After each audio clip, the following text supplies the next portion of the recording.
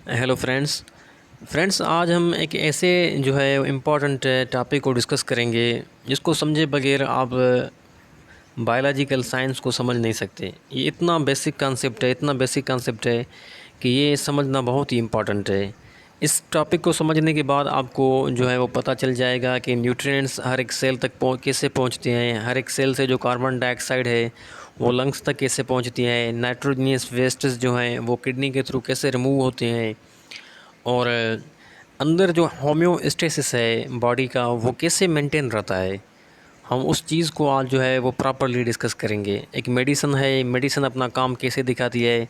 For example आप एक pain killer जो दर्द को ख़त्म करने वाली एक गोली, एक दवा जो है वो खा रहे हैं, तो वो पेन जो है वो कैसे ख़त्म करती है। एक इन्फेक्शन जो है वो कैसे एक सेल तक दूसरे सेल तक, एक सेल से दूसरे सेल तक पहुंचता है, और जो है सेल्यूलर कम्युनिकेशन जो है वो कैसे होती है। हर एक चीज़ जो है आप इस लेक्चर में जो है वो समझ जाएंगे।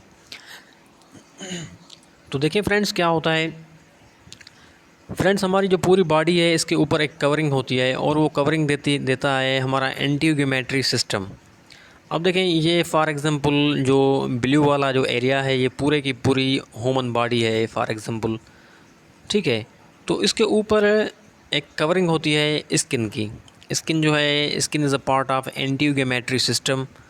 तो ये देखें, एक्सटर्नल इन्वायरमेंट जितना भी है उससे जो सेपरेट करती है वो करती है स्किन, ठीक है।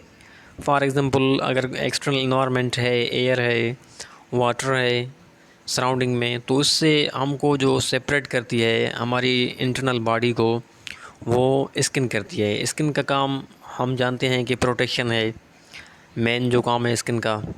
कुछ एक्सक्रीशन में हेल्प करती है बॉडी की, कुछ वेस्ट जो हैं स्किन के थ्रू। ऑस्मो रेगुलेशन में जो है वो स्किन हेल्प करती है, जो है वो थर्मो रेगुलेशन, टेम्परेचर को जो है कुछ कंट्रोल करने में थ्रू द एवापोरेशन। तो ये थोड़ी स्किन की बात हो गई। तो अब देखें जो है वो इंटरनल जो होम्योस्टेसिस है वो कैसे काम करता है बॉडी का। तो देखें फ्रेंड्स, क्या होता है सबसे पहले जो है हमारे पास क्या होता है, हम अगर कोई जो है वो फूड इनटेक कर रहे हैं, खाना वगैरह खा रहे हैं, तो वो डाइजेस्टिव ट्रैक्ट में आता है, ठीक है। पहले स्टमक में आएगा, स्टमक के बाद वो आएगा इंटेस्टिन में। देखिए, इंटेस्टिन का जो एक पार्ट होता है जिसको बोला जाता है स्मॉल इंटेस्टिन। अब स्मॉल इंटेस्टिन के थ्रू जो न्यूट्रिएंट्स हैं वो कहाँ जाएंगे, वो ब्लड में जाएंगे, ठीक है। वो जो न्यूट्रिएंट्स हैं वो ब्लड में जाएंगे, मतलब जो चीज़ें हम खा रहे हैं वो ब्लड में जानी है। और जो वेस्ट मटेरियल है वो जो रेक्टम के थ्रू, एनस के थ्रू जो है वो एक्सपेल आउट हो जाएगा। तो न्यूट्रिएंट्स जो हैं वो ब्लड में एंटर होंगे, ठीक है। फिर ब्लड को जो है वो हार्ट, एक पंपिंग मशीन जो है वो पूरी जो बॉडी है उसमें सर्कुलेट कराएगी। पहले हमने जो डिस्कस कर लिया था, पहले जो हार्ट है वो ब्लड को अरोटा में भेजती है, फिर अरोटा से ब्लड जो है वो आर्टरीज़ में, आर्टरीज़ के बाद कैपिलरीज़ में, कैपिलरीज़ जो है वो सेलों के बीच में टिश्यूज़ में गुजरती हैं, ठीक है। तो ये न्यूट्रिएंट्स आ गए डाइजेस्टिव ट्रैक्ट से। और उसके बाद क्या होता है, उसके बाद जो ऑक्सीजन है वो हमको कहाँ से मिलती है, वो मिलती है लंग्स के थ्रू। लंग्स के थ्रू आप देखें यहाँ पर जो ऑक्सीजन है वो आएगी ब्लड में, ठीक है।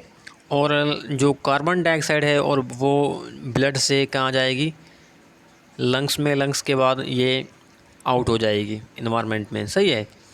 तो ये एक ऑक्सीजन मिल गई, एक न्यूट्रिएंट्स मिल गए। तो देखें, हमारी जो बॉडी है उसको ज़िंदा रहने के लिए क्या चाहिए, यही चाहिए, वाटर चाहिए, न्यूट्रिएंट्स चाहिए, ऑक्सीजन चाहिए, प्रॉपर टेम्परेचर चाहिए, ठीक है। तो वो कंडीशंस यहाँ पर जो है वो मीट हो गई। अब क्या होगा, अब ब्लड जो है वो पूरी बॉडी में सर्कुलेट करेगी by the action of heart. फिर क्या होगा, फिर कैपिलरी लेवल पर आप देखें, कैपिलरी जो आर्टरी, जो ब्लड वेसल होती हैं वो तो बहुत होती हैं, पर जो कैपिलरी है, फिर क्या होगा, कैपिलरी लेवल पर होती है एक्सचेंज। अब देखें क्या होगा, अब एक होती है इंटरस्टिशियल फ्लूइड। अब देखें इंटरस्टिशियल फ्लूइड क्या होती है, ये जितनी भी आप ब्लू वाली एरिया देख रहे हैं, सेल के बीच में जो स्पेस है इसमें जो फ्लूइड पड़ी है इसको बोला जाता है इंटरस्टिशियल फ्लूइड, ठीक है। Means fluid surrounding the cells और cells in which are fluid in which cells are suspended, तो वो होती है इंटरस्टिशियल फ्लूइड। वहाँ पर सेल जो हैं वो पड़े होते हैं, सेल के बीच में हल्की हल्की स्पेस होती है, ठीक है, जिनको बोला जाता है इंट्रासेल्युलर स्पेस, और वहाँ पर होती है इंटरसेल्युलर फ्लूइड। अब देखें जो कैपिलरी है, कैपिलरी क्या करेगी। अब देखें मैं कैपिलरी बना रहा हूँ, फॉर एग्जांपल ये कैपिलरी है। अब कैपिलरी जो है वो टिश्यूज़ से गुजरेगी। टिश्यूज़ क्या होते हैं, कॉम्बिनेशन ऑफ सेल्स। अब देखें यहाँ पर क्या होगा, यहाँ पर जो न्यूट्रिएंट्स हैं या जितनी भी ऑक्सीजन है वो पहले जाएगी इंटरस्टिशियल फ्लूइड में, यहाँ से निकलकर इंटरस्टिशियल फ्लूइड में आएगी, सेल के अंदर डायरेक्ट नहीं जाएगी, वो ब्लड से निकलकर जो है वो इंटरस्टिशियल फ्लूइड में आएगी। और एक बात इम्पॉर्टेंट जो आप समझ लें वो ये कि किसी भी सेल में अंदर, फॉर एग्ज़ाम्पल ये सेल है तो इसमें अंदर डायरेक्टली ब्लड नहीं जाती, ठीक है। ब्लड क्या करेगी, ब्लड जो है वो इंटरस्टिशियल फ्लूइड में अपनी जो ऑक्सीजन है, जो न्यूट्रिएंट्स हैं, वहाँ पर कैपिलरी लेवल पर जो है वो डिफ्यूज़ हो जाएंगे इंटरस्टिशियल फ्लूइड में, ऑक्सीजन भी और न्यूट्रिएंट्स भी। फिर वहाँ से सेल जो है through the pinocytosis, through the phagocytosis या एंडोसाइटोसिस, सेल जो हैं वो न्यूट्रिएंट्स और जो ऑक्सीजन है वो अंदर लेते हैं, और जितनी भी इनसाइड जो कार्बन डाइऑक्साइड है, वेस्ट हैं, फिर इंटरस्टिशियल फ्लूइड में उनको भेज देते हैं। देखें कार्बन डाइऑक्साइड जो है वो सेल से बाहर निकल रही है, ऑक्सीजन जो है वो सेल में अंदर जाएगी। अब देखें ये प्रोसेस कैसे होता है।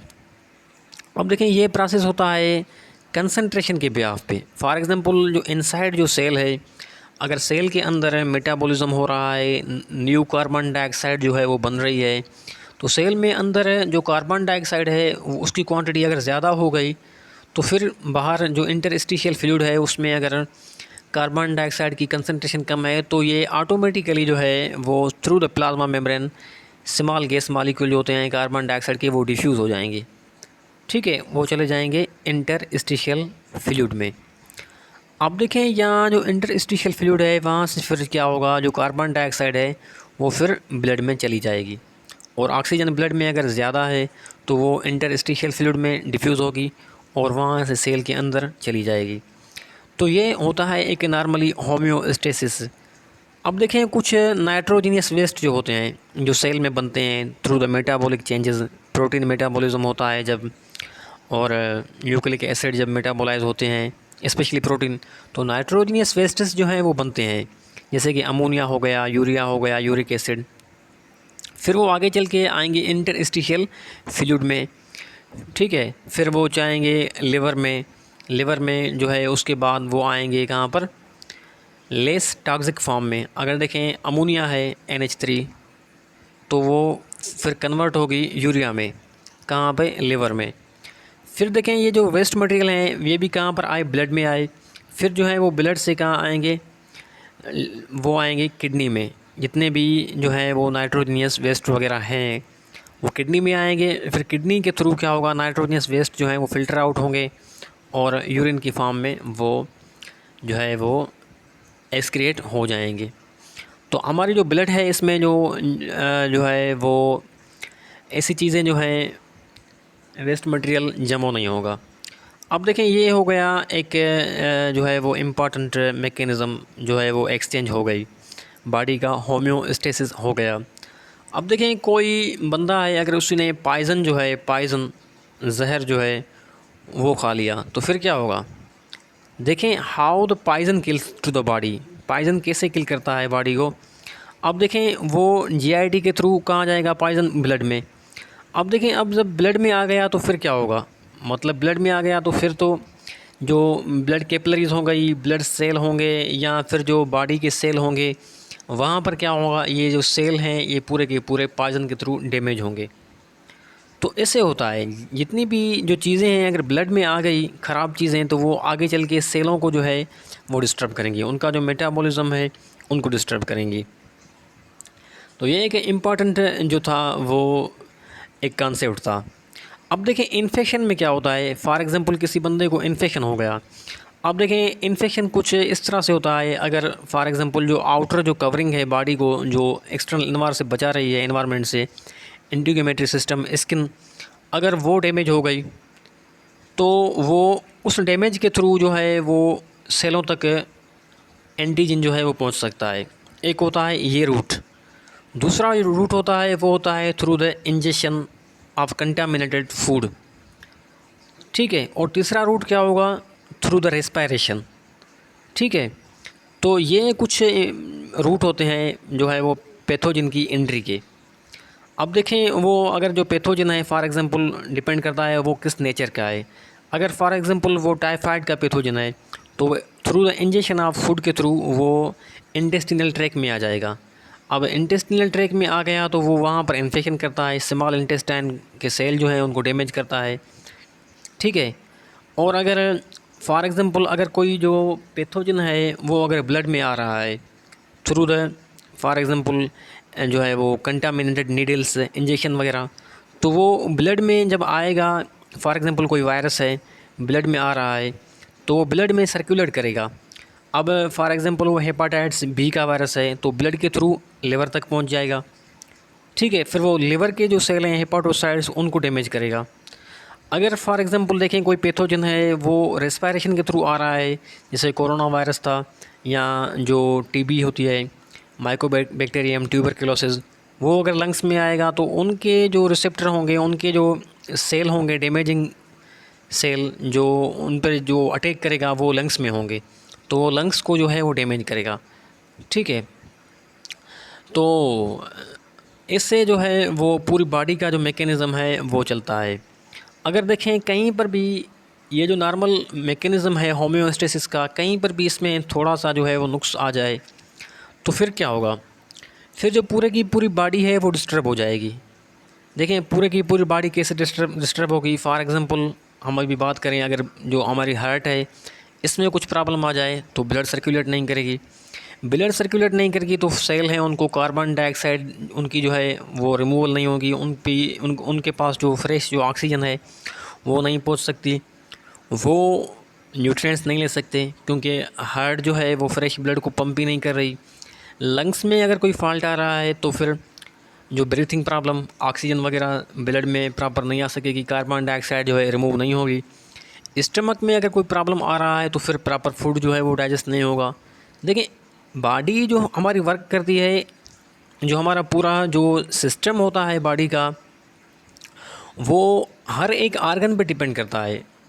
जितने भी बॉडी के सिस्टम हैं वो अगर कंबाइनली वेल फंक्शन कर पाएंगे, सही तरह से काम कर पाएंगे तो एक लिविंग ऑर्गेनिज्म जिंदा रह पाएगा। अगर कोई भी बॉडी का सिस्टम डिस्टर्ब होगा तो पूरे की पूरी बॉडी, पूरे के पूरे जितने भी सिस्टम हैं वो जो हैं वो डिस्टर्ब हो जाएंगे।